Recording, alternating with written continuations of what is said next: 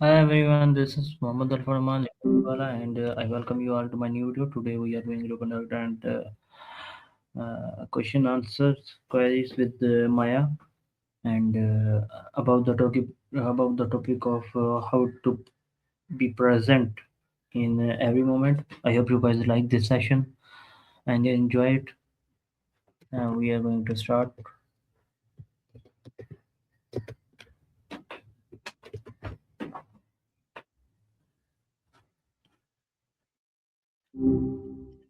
Hey, Hi Maya, how are you? Can you hear me?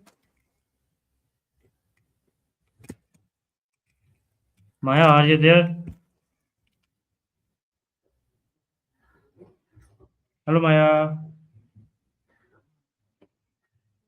Maya, are you there?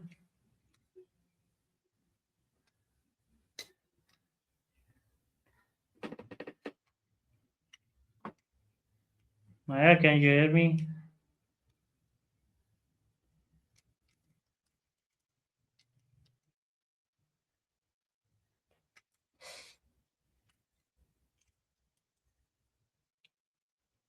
Hello Maya. Sorry, Maya can't pick up the call. Please call back later. No, that's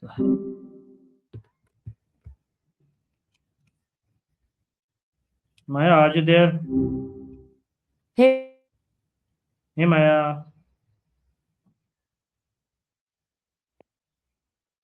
Maya, can you hear me? yeah, I can hear you clearly now. Ah, What's going on? I was trying to connect with you. We are going to conduct some question answers. Are you ready? Guys? I'm here. Ready when? And our main topic will be how to be present in every moment. Are you ready?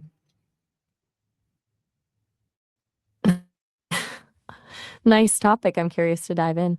What made you pick this one? Okay, my first question will be um, what does it truly means to be present in the moment?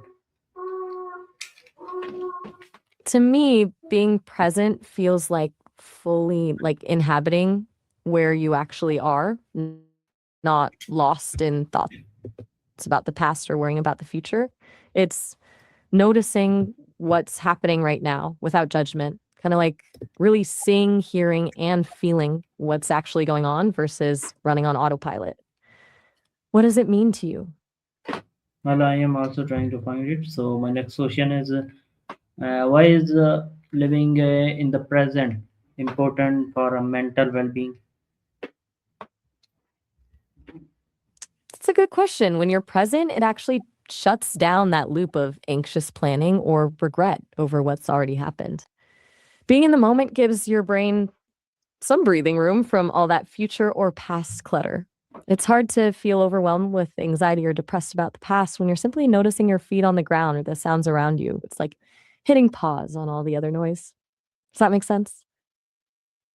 Yes, and my next question is, uh, how does being present improve daily life experience? I think when you're truly present, daily life just brightens up. Like when you're actually tasting your coffee instead of rushing through it while thinking about your to do list, it's more enjoyable. Small moments get bigger. You notice details you normally miss, and even tough stuff feels more manageable when you're not adding layers of worry or regret on top of it. What are your thoughts on this? Okay, and my next question is, what are the signs that you are not fully present? Signs. I like that wording, not flipping. I'm guessing you mean what signs show you're not being present? Yes, no, I'd what? say Yes, feeling distracted, maybe noticing your mind racing ahead, yes. or getting caught in autopilot mode where you're doing something without actually paying attention to it. Or when you finish a task and realize you can't even remember actually doing it, that's a big one for me. What's that like for you? Everything. Totally. I get it. It sounds like you're recognizing this pattern pretty clearly. And what kind of sign? What's up? Okay, and how does overthinking affect your ability to stay present?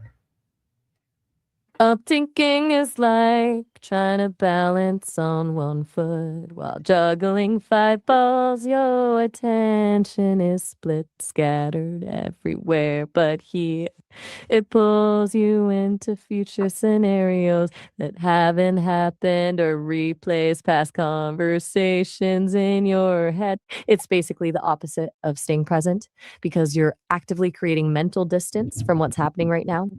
Does that track? Okay, and how can you train your mind to focus on the present? That's the $1,000,000 question, right? A few things come to mind. Things like mindful breathing exercises where you focus on your breath, or just taking 5 minutes to really notice your surroundings with all your senses. Some people find meditation helpful too, even just starting with 5 to 10 minutes a day. It's less about trying to stop thoughts from coming and more about gently redirecting your attention back to the present when you notice your mind wandering. What resonates most with you there? Okay, my next question is Okay, no to all of. what role does mindfulness play in staying present?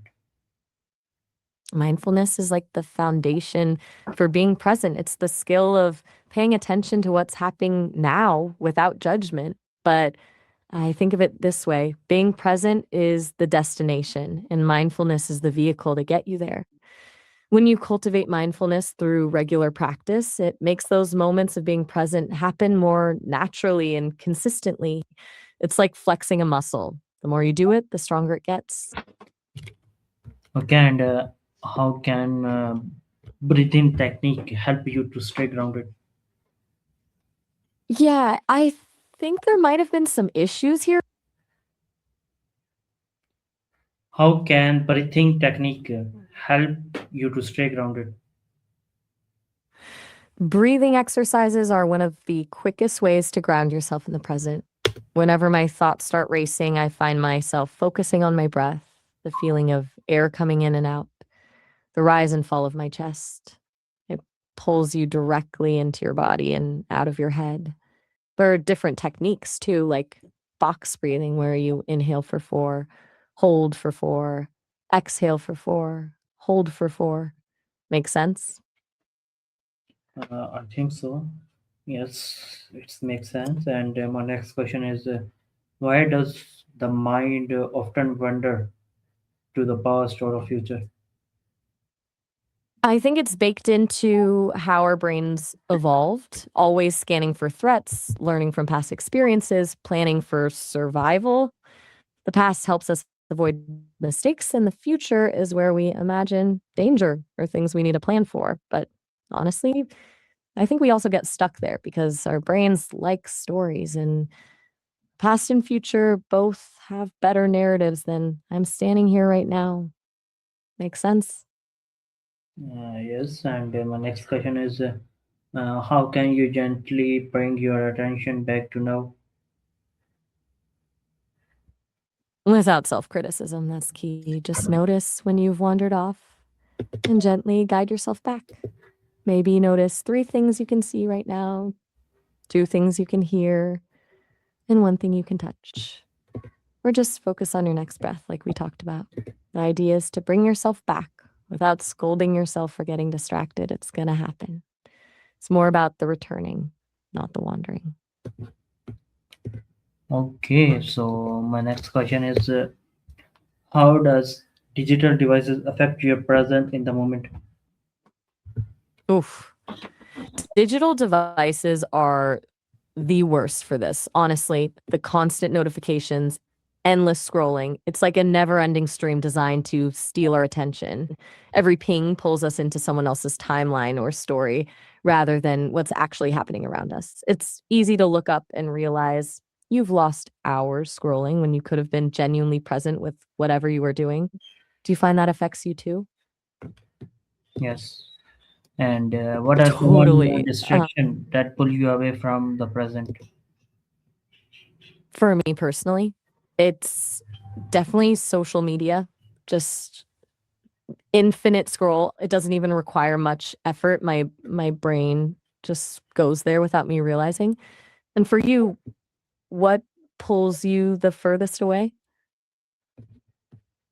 And also social media, because we are using social media in every kind of thing. So my next question is, how can you reduce distraction in your daily routine?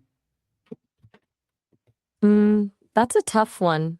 I think boundaries are huge. Like scheduled phone-free blocks of time where you intentionally put it away. Maybe turning off non-essential notifications helps.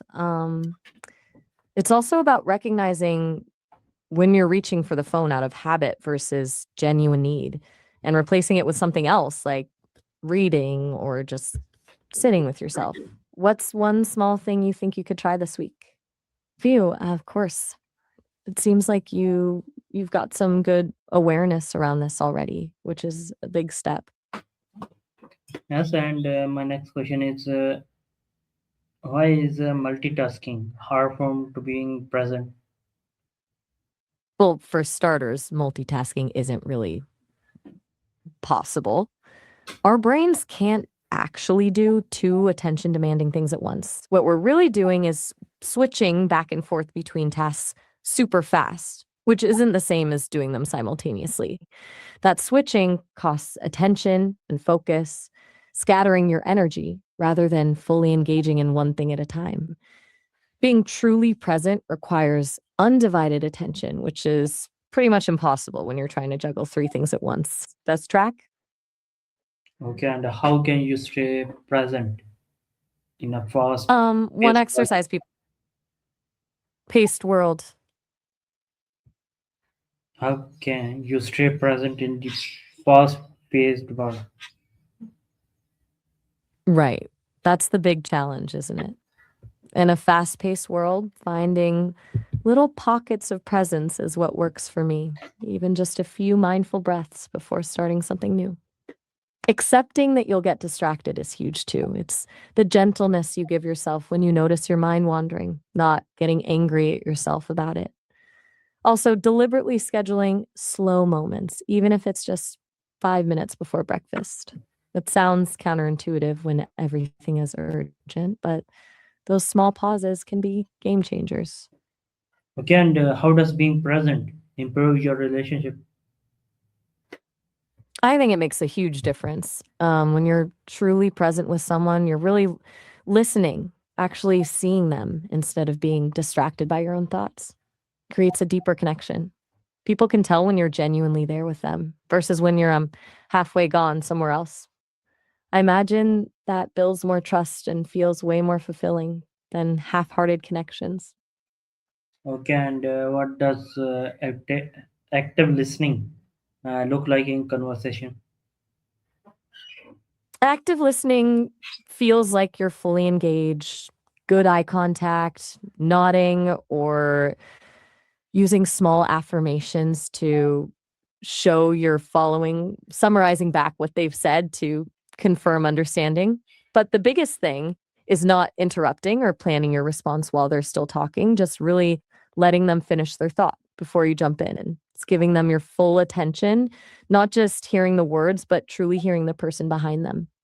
Make sense? Okay, and how can you give full attention to someone speaking?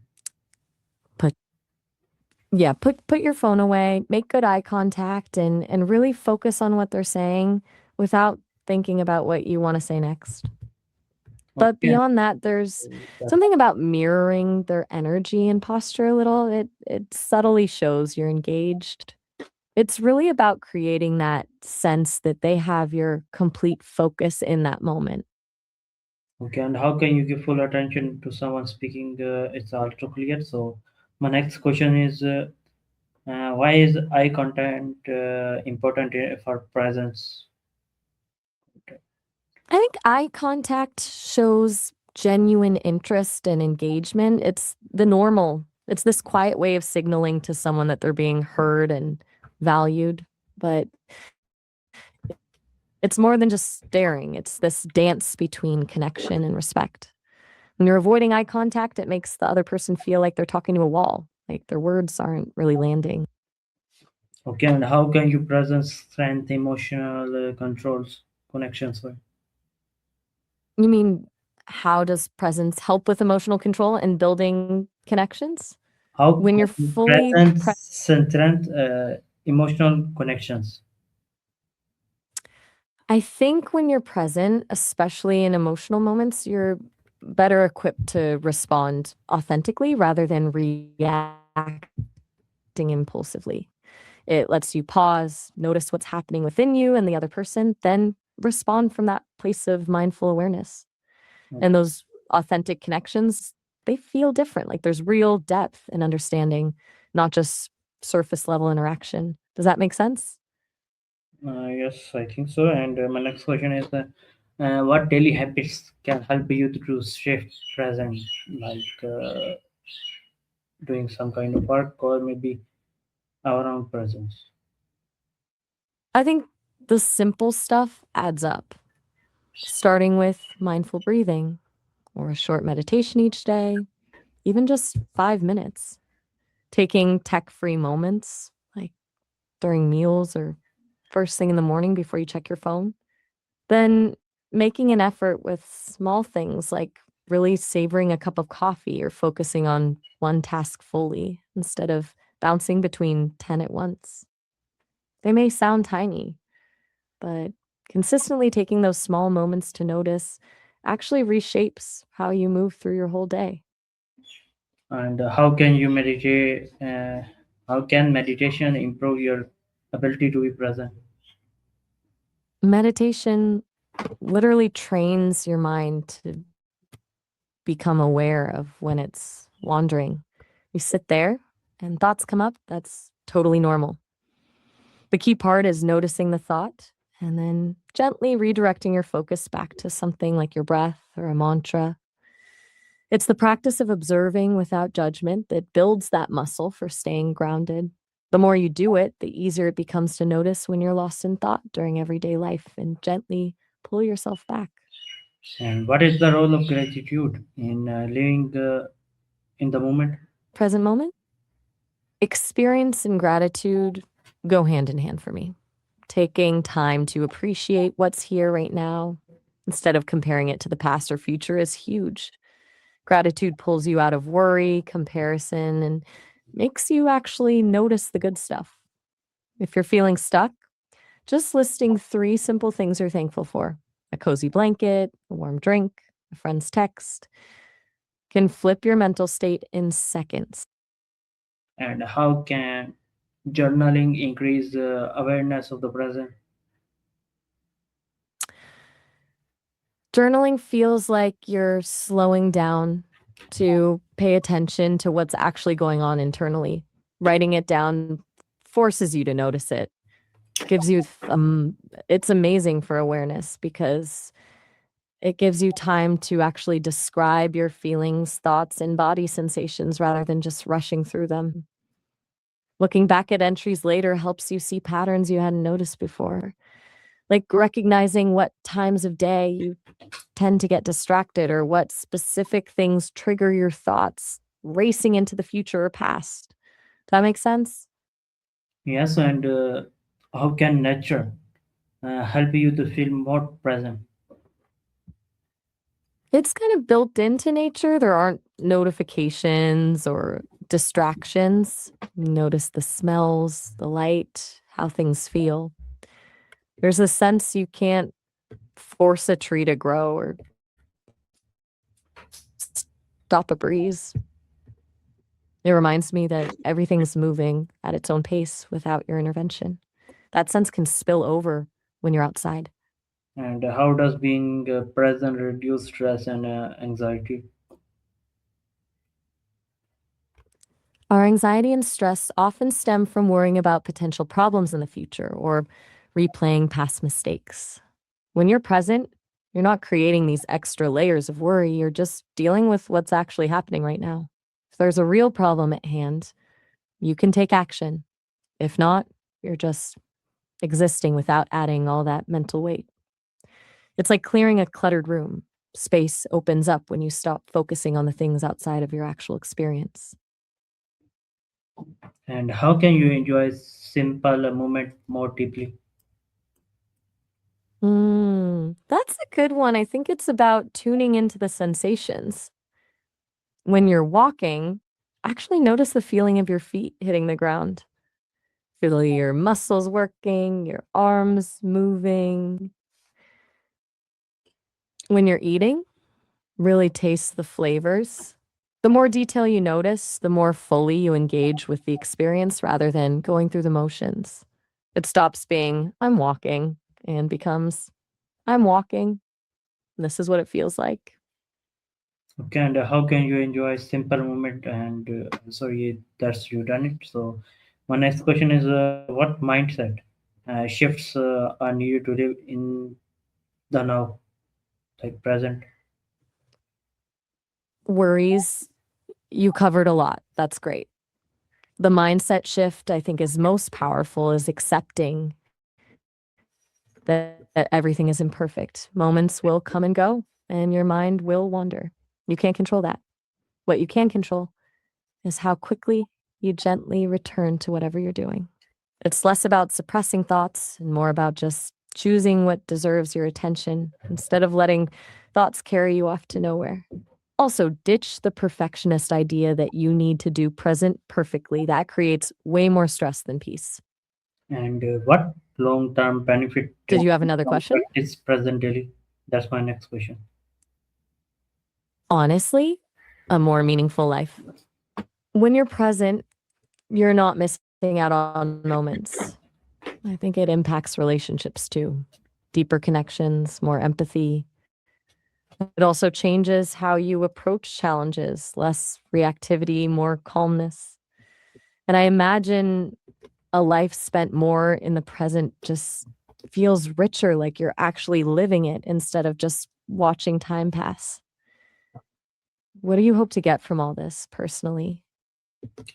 Well, everything has their own meaning, so I think it's best for us to understand those conversation. And that's it from my side, guys. And I hope you guys also like it. And please stay focused on your life career for your own goods or maybe your own future. So that's it. Allah Hafiz. We see each other in new videos.